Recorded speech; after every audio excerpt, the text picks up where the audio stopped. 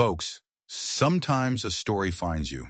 It grabs you by the collar in the dead of night and doesn't let go. Tonight, I want to tell you one of those stories, a tale from the frozen heart of the American West, where the snow falls so thick it can bury a man's secrets, but never for good. This is a story about a woman running from a monster, only to find herself face to face with a ghost.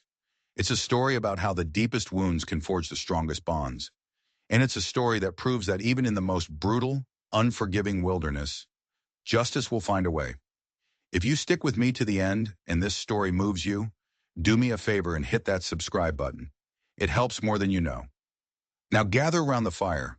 Let me tell you about Elizabeth and the silent man of Bitter Fork. The snow didn't fall, it attacked.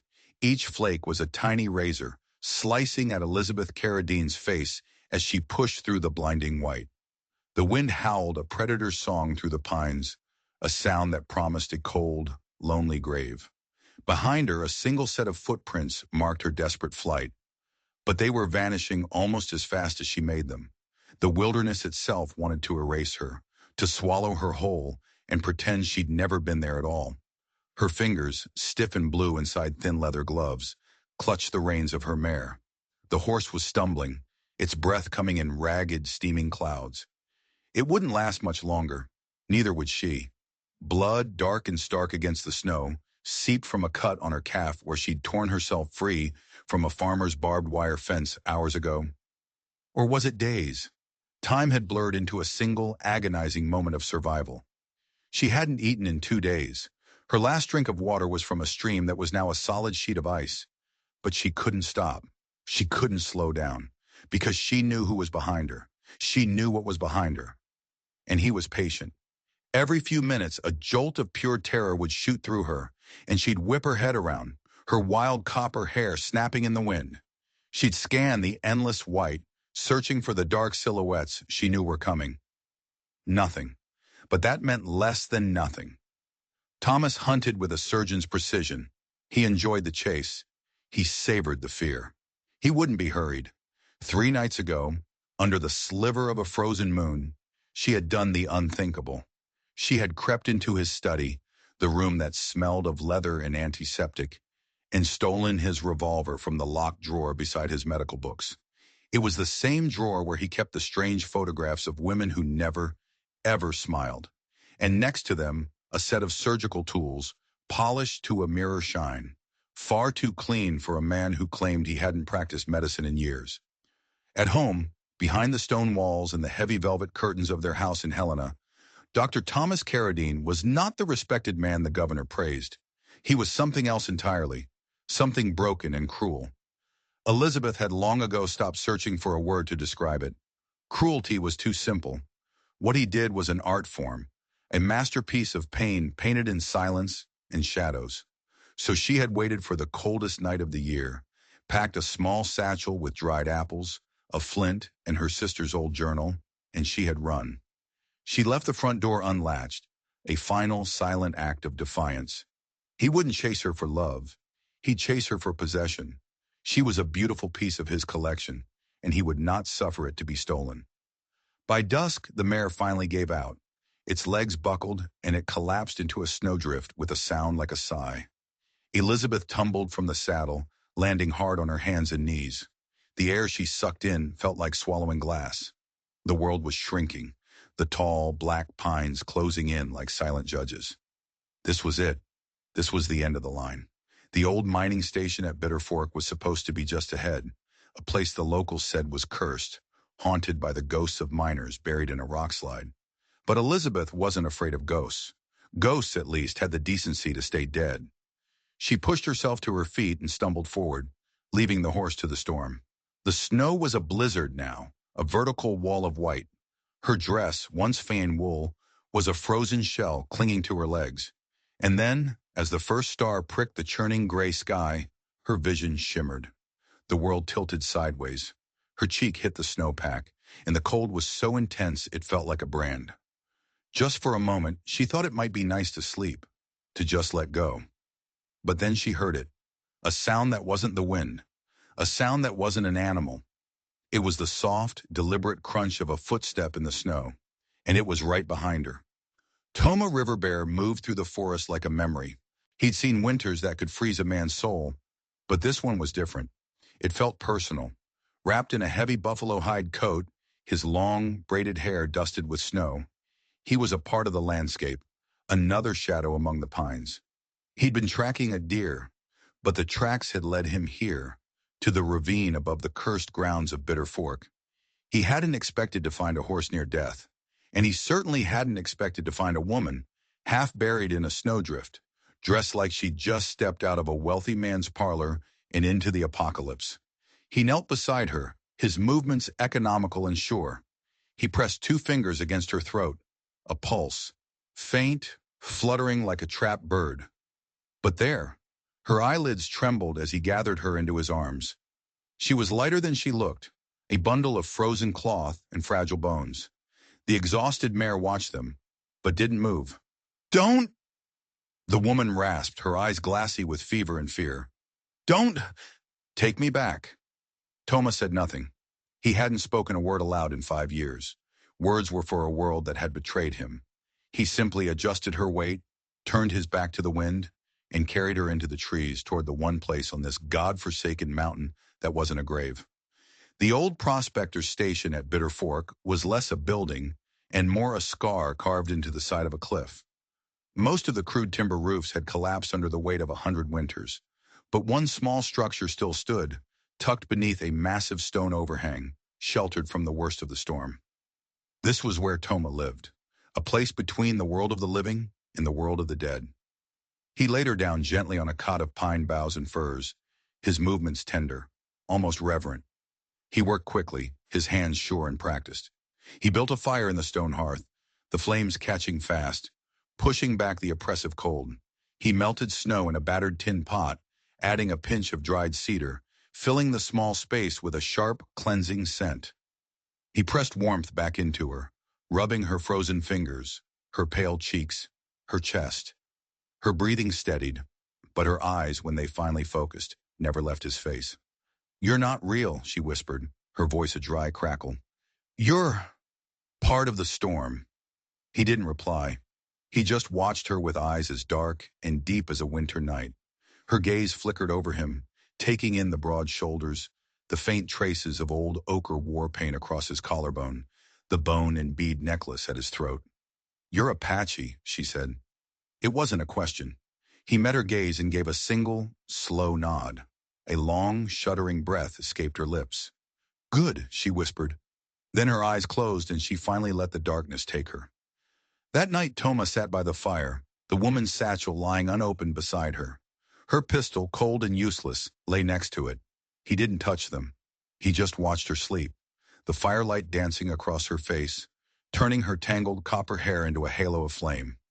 She looked like someone who had run until the world itself had run out. He knew that feeling. He had run like that once, a long time ago. But he had learned a hard lesson. You can only outrun death for so long before you realize it's been running in your own shadow the entire time. The world returned to Elizabeth in pieces. First, the smell, sharp cedar smoke, the earthy tang of wet fur, and the clean scent of pine. Then the feeling of heat, a steady, pulsing warmth against her frozen skin. Then sound. The wind scratching at the stone walls outside, and beneath it, a softer rhythm. Breathing. She opened her eyes. A low, timbered ceiling, blackened with soot, stretched above her. She turned her head and saw a curved rock wall, covered in faint, ancient markings. Circles, spirals, and the long, straight line of an arrow pointing toward the sky. She wasn't dead. Not yet. She tried to sit up, a groan escaping her lips. Every limb felt like it was made of lead. A shadow moved in the firelight, and she flinched, pulling the heavy fur blanket tighter around her. He was there, the Apache. He sat cross-legged near the hearth, sharpening a long, wicked-looking blade with slow, deliberate strokes. He was bare-chested despite the cold, his skin adorned with streaks of faded paint that seemed to glow in the firelight. His eyes, dark and calm, watched her without surprise. "How long?" she rasped, her throat as dry as dust. He didn't answer. He just tilted his head, as if listening to something she couldn't hear. How long have I been here? She asked again, a little louder. Still nothing. His gaze flickered to the makeshift door of hides, then back to her. A flicker of her old fire returned. You don't speak, she stated, narrowing her eyes. He went back to sharpening the blade, the rhythmic shing shing shing, the only sound in the shelter. Can't, she pressed, or won't. No reply. She took a deep breath, the cold air still visible inside the small space. I'm Elizabeth, she said softly. Elizabeth Carradine. She touched her chest, then repeated it slowly, breaking it into sounds. Elizabeth. For the first time his hand stilled. He looked up, his expression unreadable. Then he placed a hand over his own heart. Toma, he said. The voice when it came was a shock. It was deep and rough, like the sound of rocks grinding together deep underground. It was the voice of a man who had forgotten how to use it. The sound sent a strange shiver down her spine, something she couldn't name. Fear? Relief? She wasn't sure. She simply nodded. Toma. He gestured with his chin toward a small wooden bowl near the fire. Steam rose from it in a gentle curl. She reached for it, her hands clumsy, and sipped. The broth was earthy and a little bitter, but it was hot, and it sent a wave of life spreading through her chest. Thank you, she said when she had drained the bowl. He took it from her without a word and returned to his work. She spent the next few hours just watching him. He moved with a silent efficiency, a man perfectly at home in a world without words. He repaired a snowshoe strap, mended a blanket, laid out herbs to dry near the fire. His hands were scarred and weathered, but they were surprisingly gentle. Then her eyes drifted back to the markings on the cave wall. She stood a bit wobbly and moved closer, her bare feet cold on the stone floor. She traced one of the faded spirals with her fingertip. This was Crow territory once, she said almost to herself. These symbols, they aren't Apache. Toma looked up sharply, his eyes narrowing. She felt a need to explain. I read a little. My sister. She was a teacher. She taught me about the tribes, their stories, their symbols. Before. She stopped herself, the memories too sharp. He stood, and for a terrifying second she thought she had angered him. He was much larger up close. She flinched as he moved toward her, but he walked right past, adjusting the furs that covered the entrance. Then he looked back at her. Before what? He asked, his voice quiet, measured. Elizabeth hesitated, the unspoken grief a lump in her throat. Before she died. Toma's face remained a mask, but something flickered deep in his eyes, a ghost of a shared pain. That night, as the storm outside screamed like a banshee, Elizabeth sat by the fire, huddled in her borrowed furs. Toma sat opposite her, carving a small piece of wood into the shape of a bird. A hawk, maybe. Her mind kept going back to her satchel.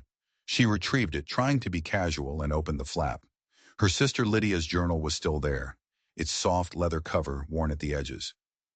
Lydia, her fierce, brilliant younger sister, who had fallen in love with a man she was forbidden to marry.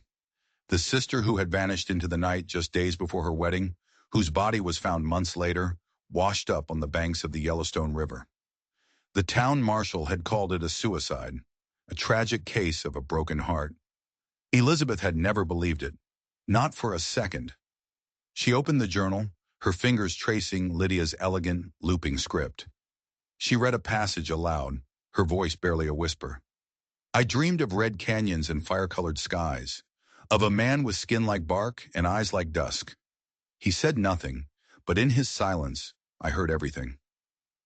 Toma's hands stopped their carving. He looked up, his dark gaze fixed on the journal, then on her. Lydia, Elizabeth said, her voice thick. That was my sister's name. He nodded slowly. Then he did something that made the air in the tiny shelter crackle with sudden tension. He pointed a finger at the line she had just read. A man with skin like bark and eyes like dusk. Old story, he said, his voice a low rumble. Crow story. Her breath hitched in her throat. You recognize it?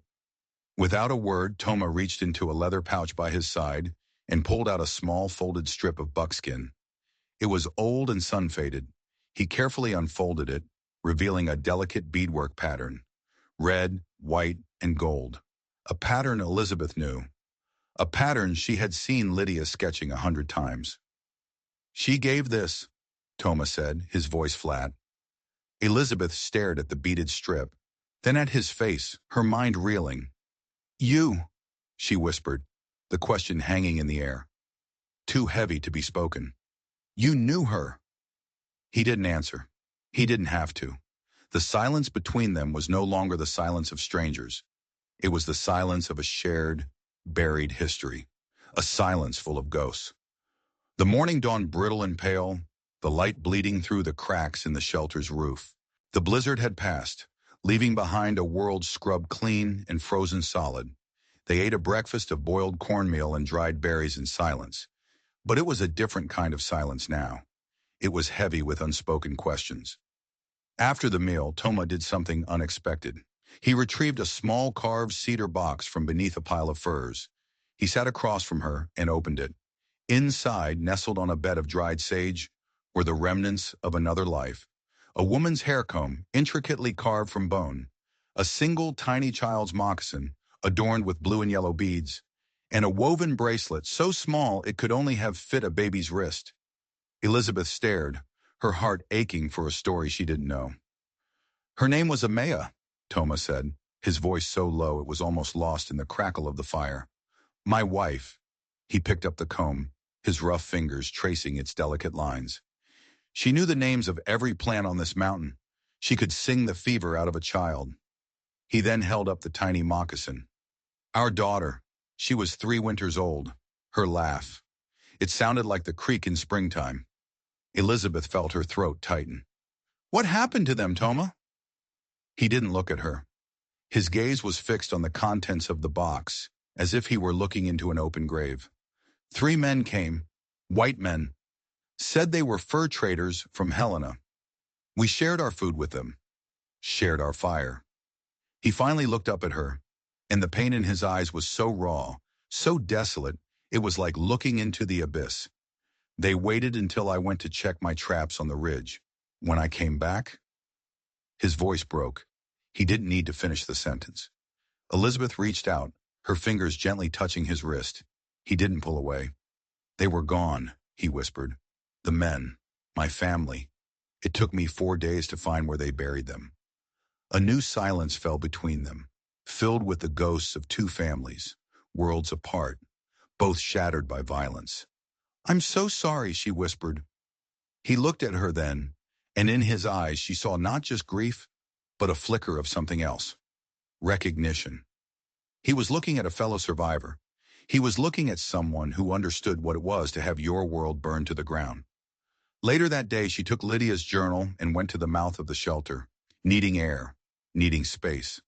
The snow-covered valley stretched out below, beautiful and deadly.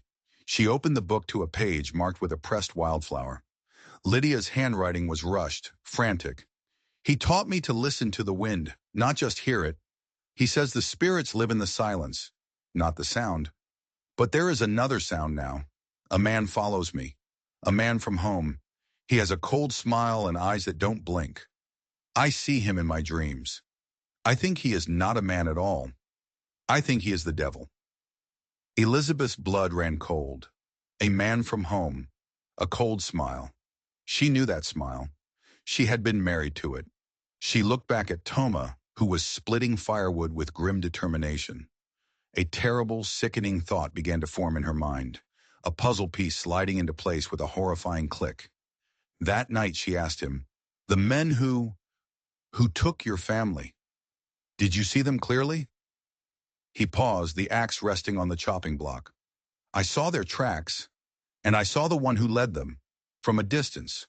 Tall, rode a fine black horse. Elizabeth's stomach lurched. Did they take anything? Besides. He nodded slowly. My wife. She wore a silver locket, a gift from her grandmother. It was gone. A silver locket, the same kind of locket Thomas had given to Lydia, a wedding gift she had thrown back in his face. A locket Elizabeth had later found in Thomas's locked drawer, its chain broken. It couldn't be. It was impossible. A coincidence. but the cold dread coiling in her gut told her it was no coincidence at all.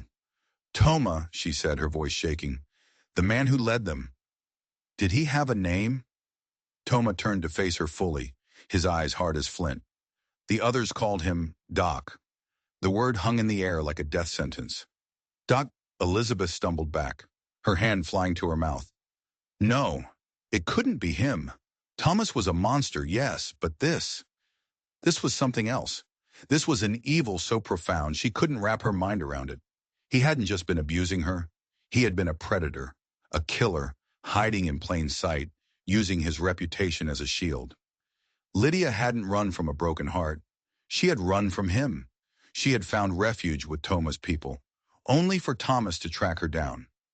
Her death wasn't a suicide. It was an execution. And Thoma's family. They weren't the victims of random fur traders. They were collateral damage in Thomas's obsessive, psychopathic hunt. He had murdered them. Her husband had murdered his family. This revelation changed everything. This wasn't just about her survival anymore. It was about his. It was about vengeance. It was about justice for the ghosts that now haunted this mountain. Toma, she whispered, her voice choked with horror and a newfound terrifying rage. His name. It's Thomas Carradine. He's my husband. Toma's expression didn't change, but a muscle in his jaw clenched so tightly it looked like it might snap. The grief in his eyes, which had been a cold, dead thing, was now blazing with a fire that had been banked for 5 long years, a fire that was about to be unleashed. And that's when they heard it, a sound from outside, the sharp, unmistakable crack of a twig snapping under a heavy boot. They weren't alone anymore. The storm had passed, but a far more dangerous predator was now circling their sanctuary. Toma moved without a sound, grabbing his bow and knocking an arrow in one fluid motion. He gestured for Elizabeth to get back, to hide in the deepest shadows of the shelter. She grabbed the revolver she'd taken from Thomas, her hand trembling, but her resolve hardening into something cold and sharp as steel. The silence stretched, thick and suffocating. Then a voice cut through the night, rough and impatient. Carradine, we know you're in there. Doc's getting tired of waiting. Send the girl out. Another voice laughed, a cruel, ugly sound. Maybe the savage got to her first. Saves us the trouble. Elizabeth's heart hammered against her ribs. They thought Thomas was in here, or were they trying to lure him out? It didn't make sense. Suddenly a figure appeared in the entrance, silhouetted against the moonlight.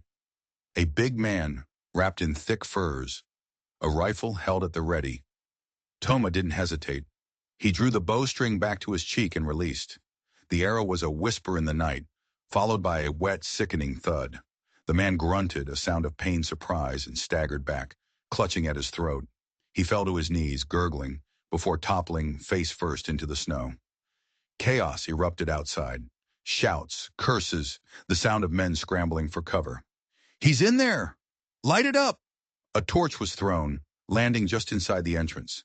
The flames leaped up, illuminating the small space in a flickering, hellish light. Elizabeth saw her chance. A man poked his head around a large boulder, trying to get a clear shot. She raised the revolver, aimed, and squeezed the trigger. The explosion was deafening in the enclosed space. The man cried out and disappeared. A third man, younger, panicked. He broke cover and ran, a dark shape fleeing across the moonlit snow. Toma let him go. The immediate threat was over. They waited in the tense silence, listening. Nothing. After a long while, Toma crept to the entrance. He returned a moment later, his face grim. The man Elizabeth had shot was gone, but he'd left a thick trail of blood leading away down the mountain. The first man, the one Toma had killed, lay still in the snow, a dark stain spreading around him.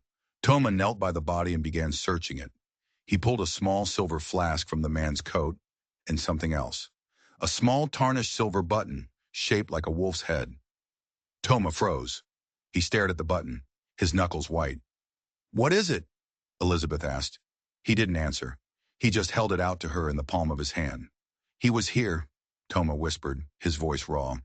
That night. I found one of these in the ashes of my fire. It was him, Thomas's men, the same killers. But something was still wrong. Why did they call out for Carradine? Why did they think he was in the shelter? Toma walked over to Elizabeth's satchel. He didn't open it, just nudged it with his foot. "What did you take?" he asked, his voice low and urgent. "From his locked drawer? You took the gun. What else?" Elizabeth frowned, confused. "Nothing, just the gun, some apples, my sister's journal." Her voice trailed off. In her panic, grabbing things in the dark, her hand had closed around another small, leather-bound book. She'd assumed it was another one of Lydia's diaries. She had shoved it into the bottom of the satchel without a second thought. She knelt and frantically dug through her belongings. There it was, a small black leather ledger. It had no title. She opened it. The pages were filled with Thomas's neat, precise script. It wasn't a diary. It was a log, a surgical log. It was filled with dates, and next to them, names. And next to the names, a series of coded notes and diagrams of the human body. Her blood turned to ice as she scanned the names. Lydia Carradine. The date matched the week she disappeared. Then two other women's names she didn't recognize. And then at the very end of the list, a name that made her gasp. Amia Riverbear. The ledger was a record of his atrocities. It was the detailed clinical confession of a serial killer. The clean surgical tools, the women who never smiled. It all made a horrifying kind of sense now. He wasn't just a murderer, he was an experimenter. He was using his medical knowledge to inflict unimaginable horrors, all while hiding behind a mask of respectability. And this book was the proof. This was what he was really after. He didn't care about her. He cared about his secrets. He would tear this mountain apart stone by stone to get this ledger back. "We have to run," she said, her voice a hollow whisper. "Now." Toma took the book from her shaking hands, his face a mask of cold fury. "No," he said, his voice deadly calm. "The running is over. Now we hunt." They left the shelter at first light, moving fast, climbing higher into the mountains. Toma led her through a narrow, treacherous ravine, a place where the snow was waist deep and the rocks were sharp as broken teeth. "They won't follow us here," he said. "They are clumsy. They follow the easy path." He was right. There was no sign of pursuit. By midday, they reached a hidden grove of ancient evergreens, tucked into a small valley beside a frozen creek. It was sheltered, defensible. "We make our stand here," he said. But as he spoke, he stumbled. He leaned against a tree, his face pale. Elizabeth rushed to his side. His sleeve was soaked with blood. In the chaos of the fight, one of the men had gotten a lucky shot. A bullet had grazed his side. It wasn't deep, but it looked angry, the skin around it already turning a dark, ugly purple. "It's nothing," he grunted, but she could see the pain in his eyes. She helped him into the shelter of the trees and tore a strip from her petticoat to clean the wound. That's when she saw it. The tip of the bullet was coated in something thick and black, something that smelled foul. It wasn't a normal bullet, it was poisoned. Thomas, the surgeon, knew exactly how to turn a minor wound into a death sentence. Panic seized her. They were miles from any help. The poison was already working its way through him. His forehead was hot to the touch. He was slipping into a fever. She was going to lose him, just like she had lost everyone else. Desperate, she pulled out Lydia's journal, her last hope.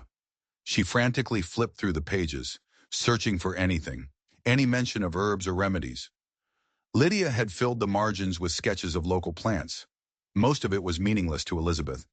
Then she found it. A page near the end, the handwriting almost a scrawl. It was a drawing of a gnarled gray root. Beside it, Lydia had written, "Fever root. The Crow call it ghost eater. Boiled with pine ash and ground juniper, it draws the poison from a wound. The old woman says it is a gift from the mountain for those who respect it. But she warned me. Too much will stop the heart." Fever root. She had to find it. She looked at Toma. He was shivering now, his breathing shallow. She didn't have much time. She remembered seeing juniper bushes down by the creek. Leaving Toma wrapped in every fur they had, she grabbed a sharp rock and scrambled down the slope. The wind cut through her like a blade, but she barely felt it. She found the juniper, and then, after what felt like an eternity of digging in the frozen ground with her bare bleeding fingers, she found it. A twisted, gray root, half buried under the snow.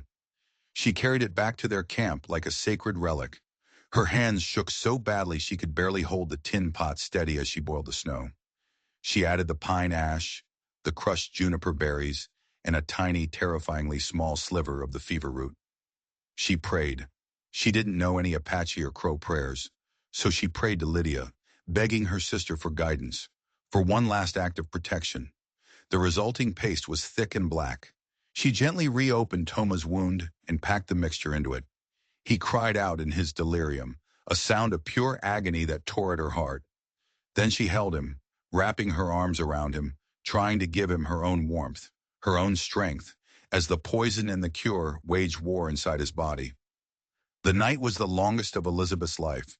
She held Toma, whispering stories from Lydia's journal, tales of stars and spirits, anything to keep the sound of her own voice in the darkness. She watched as the fever raged, his body slick with sweat despite the freezing air. She felt his life flickering, a tiny flame threatening to be extinguished by an invisible wind.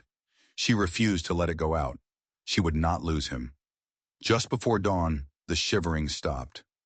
His breathing, which had been a ragged gasp, deepened into a slow, steady rhythm. The fire of the fever broke. He woke slowly, his eyes fluttering open, to find her face just inches from his. He was weak, exhausted, but he was alive. "You stayed," he whispered, his voice hoarse. Tears streamed down her face, freezing on her cheeks. "Of course I stayed." He looked at the crude bandage on his side, then back at her. "The root," he said. "Lydia. She was a strong spirit." Elizabeth managed a watery smile. "So are you." He lifted a hand, his fingers gently brushing a stray strand of hair from her forehead. "You brought me back from the Shadowland," he said. "No," she replied, her voice firm. "We brought each other back." The days that followed were a quiet blur of healing. As Toma regained his strength, a new intimacy grew between them, forged in the crucible of shared trauma and survival. They didn't speak of the future. They didn't speak of Thomas. They spoke of the past. He told her about his daughter's love for chasing crows. She told him about Lydia's talent for painting horses on the barn walls. They were two broken people, finding the missing pieces of their souls in each other's stories. One afternoon, as she sat carving a piece of wood into the shape of a hawk, he watched her, his expression soft. "You're not afraid of the snow anymore," he said. She looked up, surprised. "No, I guess I'm not." "You were, that first day," he continued. "I was afraid of everything that day." "And now?" he asked. She met his gaze, her own clear and steady. "Now I'm not alone." He reached out and took her hand. His touch was warm, solid, real. That night, under a sky littered with stars like diamonds on black velvet, he took her face between his hands. "Elizabeth," he said, and the way he spoke her name made it sound like a prayer. "I've never known a man," she said, her voice barely a whisper, "who looked at me and didn't want to own me." "I am not that man," he said simply. "I know." He kissed her then. It wasn't a kiss of passion or desperation.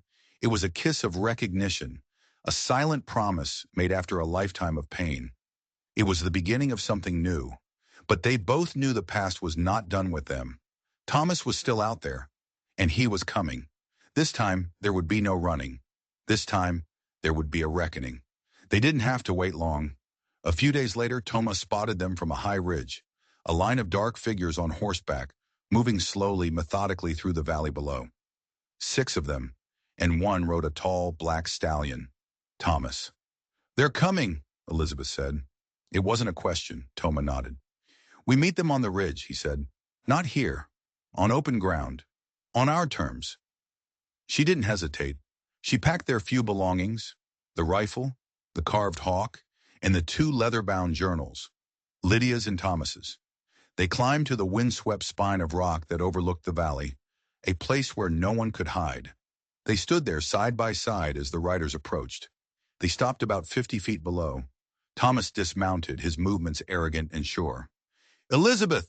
he called out, his voice echoing in the cold, clear air. "This childish tantrum is over. Come down now. I will not ask again." Thomas stepped forward, placing himself slightly in front of her. "She is not yours to command," he said, his voice ringing with an authority that seemed to come from the mountain itself. Thomas's eyes narrowed into slits of cold fury. "Ah, you must be the savage she's been bedding. I should thank you. You've saved me the trouble of tracking her." That's when Elizabeth found her voice, a voice she didn't know she possessed. It was clear and loud, and it did not tremble. "His name is Toma, and he is more of a man than you will ever be." A dark flush crept up Thomas's neck. "I am your husband. You swore an oath before God." "I swore under duress to a monster," she shot back. "You never owned me, Thomas. You only owned my fear, and I am not afraid of you anymore." He took a step forward, his hand dropping to the pistol at his hip. His men raised their rifles. Toma didn't move. He stood calm and centered, his bow still slung over his back. It was a standoff, a frozen moment in time. "Let's end this," Thomas snarled. "Give her up, and I'll let you live." "You ride away now," Toma said, his voice flat. "Alone." Thomas laughed, a short, ugly bark. "You think you can stop me with a bow and arrow?" "No," Elizabeth said, raising the rifle and pointing it directly at her husband's heart. "I can." The silence on the ridge was absolute. Even the wind seemed to hold its breath. The hired guns behind Thomas shifted uneasily in their saddles. They had been paid to retrieve a runaway wife, not to die in a shootout with a woman who looked like she had absolutely nothing left to lose. One of them, a young man with nervous eyes, glanced at his partners. This wasn't what he'd signed up for. Thomas, blinded by his rage and arrogance, made his move. His hand snatched the pistol from its holster. But Toma was faster. An arrow appeared in his hand as if by magic. The bow sang, and the arrow buried itself in the frozen ground, inches from Thomas's polished boot. A warning. The next one would not miss. Thomas froze, his pistol half drawn. The bluff had been called. "I don't care what you think is Toma said, his voice dangerously low. "But if you raise that weapon again, you will never see another sunrise." "We ain't dying for this, Carradine," one of the men behind him muttered. "She don't want to come," said another. "Can't you see that?" Thomas turned to glare at them, his face a mask of disbelief and fury, but they were already turning their horses, backing away. They were mercenaries, not madmen. He was alone. He looked back at Elizabeth, at the woman he thought he owned, and for the first time, he saw her. He saw the iron in her spine, the fire in her eyes, and he knew he had lost. "You will regret this," he hissed, his voice venomous. "No, Thomas," she said, lowering the rifle slightly. "I've already lived my regrets. My only regret is not doing this sooner." She held up the black leather ledger. "And I believe the Marshal and Helena will be very interested to read your private thoughts." Thomas's face went white. The ledger, the proof of everything. He stared at it, then at the hard faces of the men who were now watching him with suspicion, then back at his wife, defeated. He climbed onto his horse, a smaller, pathetic man than he had ever appeared before, and rode away without another word. As the sound of his horse's hooves faded into the distance, Elizabeth's legs finally gave out, and she sank to her knees in the snow. Toma was there instantly, his arm around her. "It's done," he said softly. She looked up at him, a slow smile spreading across her face.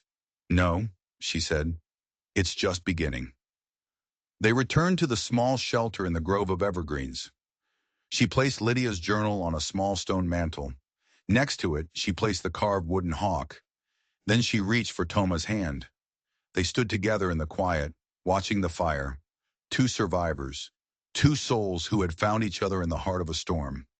The world outside was still cold, still dangerous. But for the first time, it was also full of promise. They would build a life here, together. Not on the ashes of their past, but on the solid rock of their shared survival. They had found more than just safety on that frozen mountain. They had found home. Thank you for staying with me through that whole story. It's tales like these, of resilience and the human spirit, that I love to share. If this story touched your heart, please do me a huge favor and hit that like button and consider subscribing to the channel. It lets me know you're out there, and it allows me to keep finding and telling these powerful stories. Until next time, stay safe out there, and always, always listen to the stories the wind has to tell.